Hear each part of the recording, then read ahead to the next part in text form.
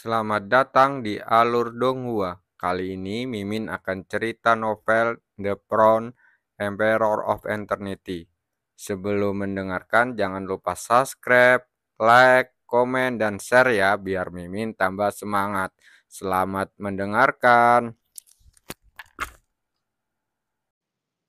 Melanjutkan episode sebelumnya, setelah mendengar kata-kata Chu Guangsheng, wajah Qi Wuliang langsung menjadi pucat.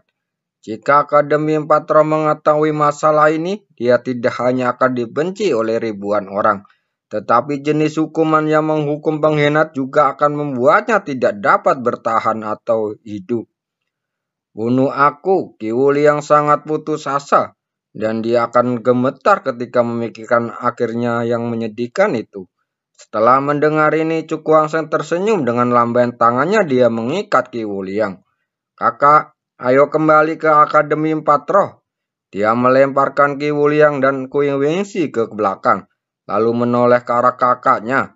Juliar mengangguk dan bersama dengan Chu Guangsheng melompat ke burung roh Kyo dan bergegas menuju Akademi Empat Roh.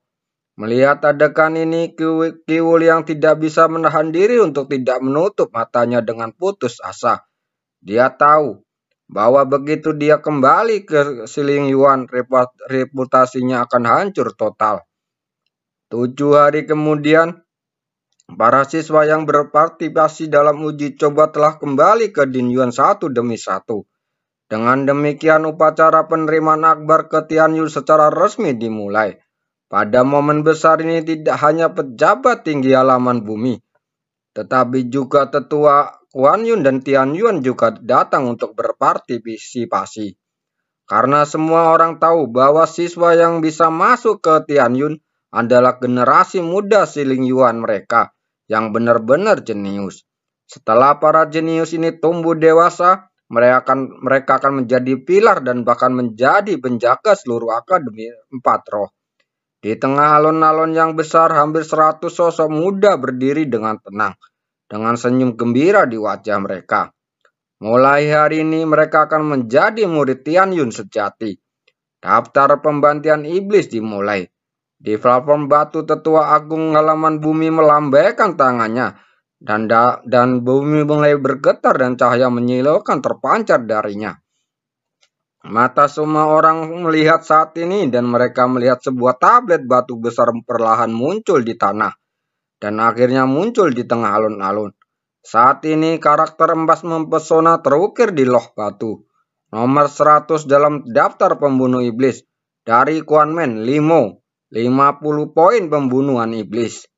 99 dalam daftar pembunuh iblis Tian Li dari Kuan Men, 57 poin pembunuhan iblis. Dalam daftar selanjutnya, Kuan Men Qiu Jian, 60 poin pembantai iblis. Ketika semua orang melihat bagian daftar pembantaian iblis, ekspresi mereka segera menjadi kusam. Karena mereka menemukan bahwa kebanyakan dari mereka berasal dari Kuan Men. Kuan Men ini sangat jenius dan telah menduduki begitu banyak tempat di Tianyuan. Beberapa orang kagum dan menganggapnya luar biasa. Namun, ada juga beberapa orang ragu di antara mereka.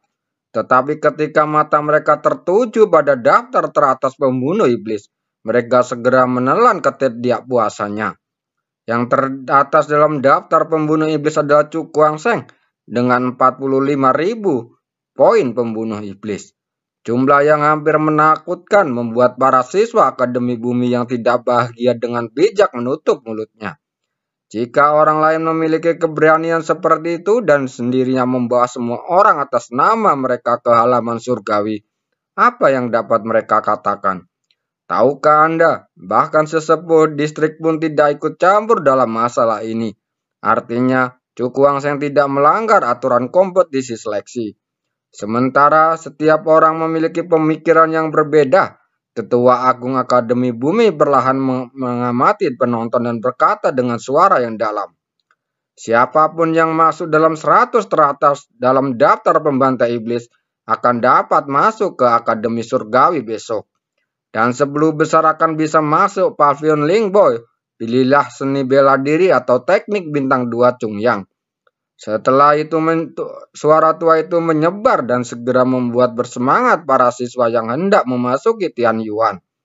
Di antara mereka yang paling bersemangat adalah siswa tertentu yang masuk peringkat 10 besar. Mereka tidak hanya dapat memasuki halaman surgawi, tetapi mereka juga dapat memperoleh seni bela diri atau teknik bintang 2 yang murni. Tetua Agung Dian memandang ke arah siswa yang bersemangat dan berbicara lagi. Orang nomor 1 dalam daftar pembunuh iblis kali ini, Chu Guangsheng, akan menerima pedang berat yang ditinggalkan oleh dekan. Pedang itu berat itu akan ditembakkan dan akhirnya menembus jauh ke dalam daftar pembunuh iblis teratas. Saya pikir keputusan ini tidak tepat.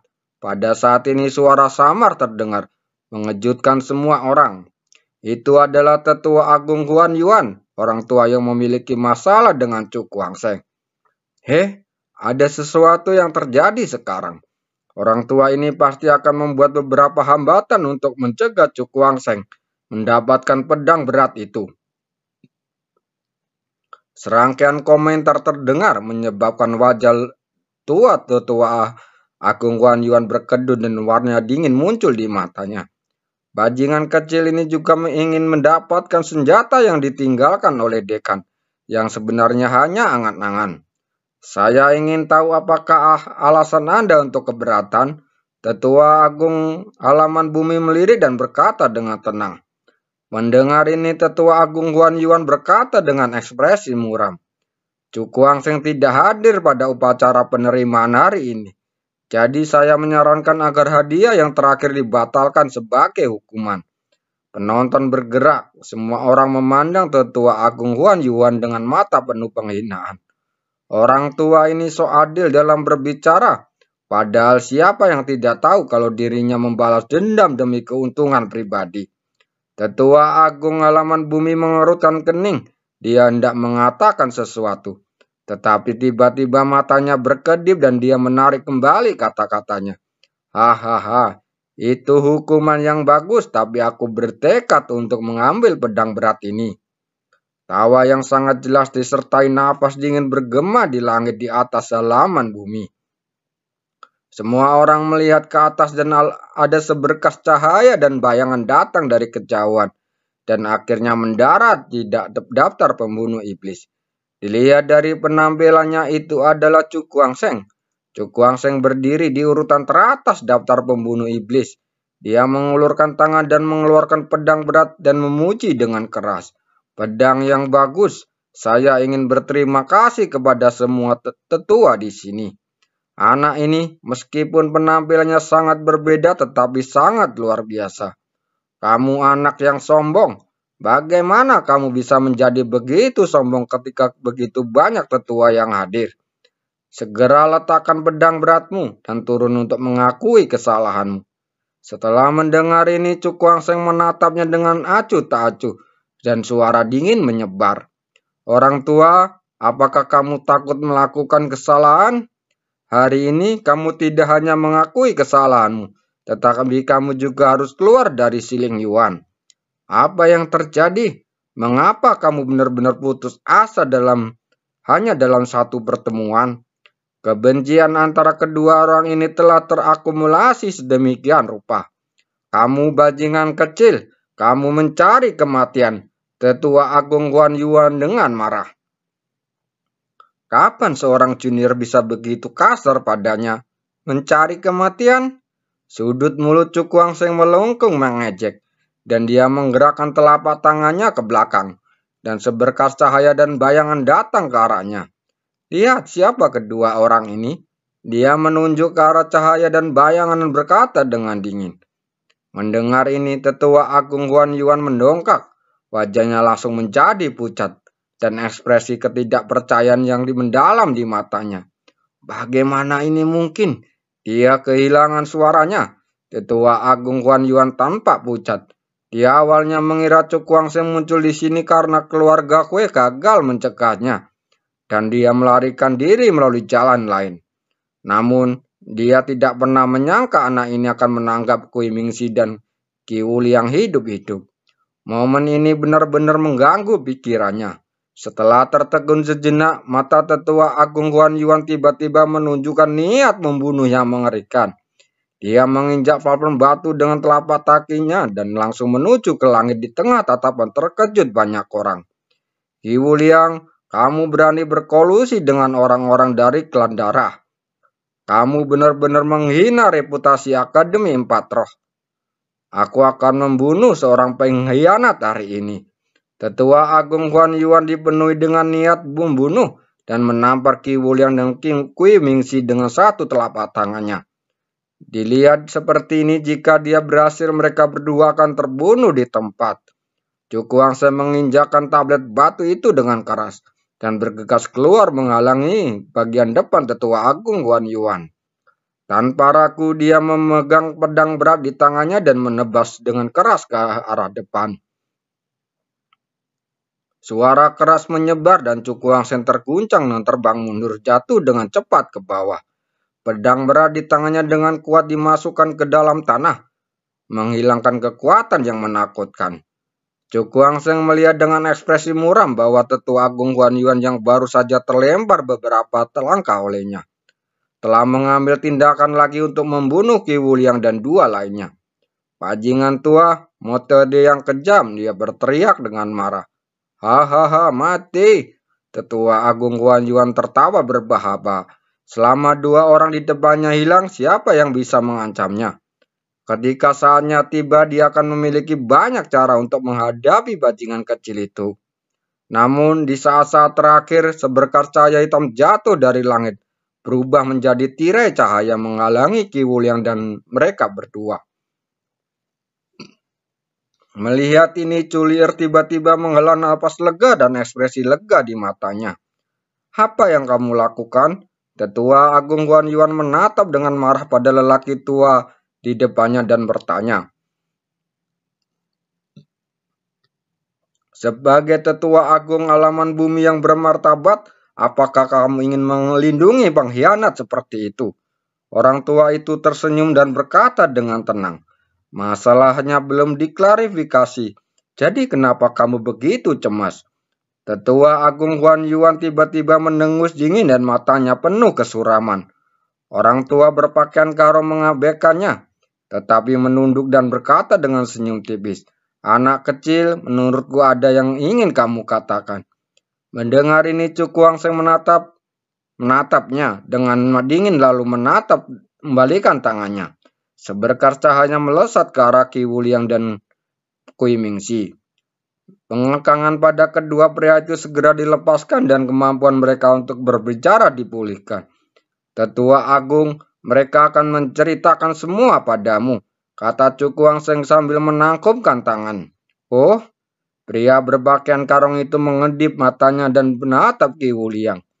Pada saat yang sama, baik siswa Akademi Bumi maupun para tetua Akademi Empat Roh menatap penasaran. Mereka ingin tahu konflik apa yang tidak bisa dijelaskan saat ini. Di bawah tatapan mata yang tak terhitung jumlahnya, Ki Wuliang menggertakkan giginya dan akhirnya tidak memilih untuk menyembunyikannya. Karena kamu kejam, jangan salahkan aku karena harus jujur. Dia mengabaikan tatapan tajam dari Tetua Agung Huan Yuan dan akhirnya menceritakan semua kejadian. Untuk sesaat, pemandangan itu menjadi sunyi senyap. Satu demi satu mereka memandang Tetua Agung Huan Yuan dengan tidak percaya. Pikiran orang ini sangat sempit sehingga dia berkolusi dengan keluarga Hui untuk membunuh Cuku Wangse hanya untuk menyelamatkan mukanya. Pantas dibunuh. Tetua ketiga Alaman Bumi tiba-tiba menepuk sandaran tangan berdiri dan berteriak. Orang tua yang picik dan berpikiran sempit seperti itu harus benar-benar dipotong. Menghadapi tatapan menghina itu, Tetua Agung Huan Yuan tiba-tiba berteriak keras dan bergegas turun, langsung menuju ke arah Cuku Wangse. Dasar bajingan kecil, aku ingin kamu mati. Dia hendak menampar dengan tanpa ampun. Ekspresi Cuku Wangse berubah drastis. Orang tua ini benar-benar tidak tahu malu. Saat ini dia masih ingin membunuhnya. Dia mengarahkan jarinya ke tengah alisnya dan kekuatan spiritual yang kuat menyembur keluar. akhirnya berubah menjadi budak emas yang besar. Suara Buddha Agung, lautan Buddha tidak terbatas. Gelombang suara emas disertai dengan teriakan dingin menyapu sesepuh agung Kuan Yuan. Pada saat yang sama, dalam pikiran Chu Kuang-seng dan teratai api perak bersinar, lalu dengan cepat bertambah besar menjebak terbalik di dalamnya, membentuk pertahanan terkuat. Hanya dengan satu sentuhan gelombang suara emas dihancurkan oleh telapak tangan tetua agung Huan Yuan. Mati! Dia berteriak dengan tajam, hendak menampar keras Chu Kuang-seng. Dengan telapak tangannya, suara keras yang memekakan telinga bergema di langit. Dan aura kekerasan yang luar biasa mengamburkan pandangan semua orang. Saudaraku, teriak Julier mendesak. Melompat turun dari burung hijau dan bergegas menuju Chu Kuang-seng. Pada saat ini, aura kekerasan tiba-tiba menghilang memperlihatkan situasi di dalamnya. Saat ini, Chu Kuang-seng tampak pucat dan dengan darah menetes dari sudut mulutnya. Namun dia tidak terluka terlalu parah. Karena di hadapannya seorang lelaki tua berpakaian karung muncul, membantunya memblokir sebagian besar serangan. Tidak, orang tua ini ingin melarikan diri, teriak Chu Kuang-seng mendesak. Terlepas dari luka di tubuhnya. Pada saat ini, tetua agung Huan Yuan benar-benar melepaskan tembakan palsu dan melarikan diri ke kejauhan.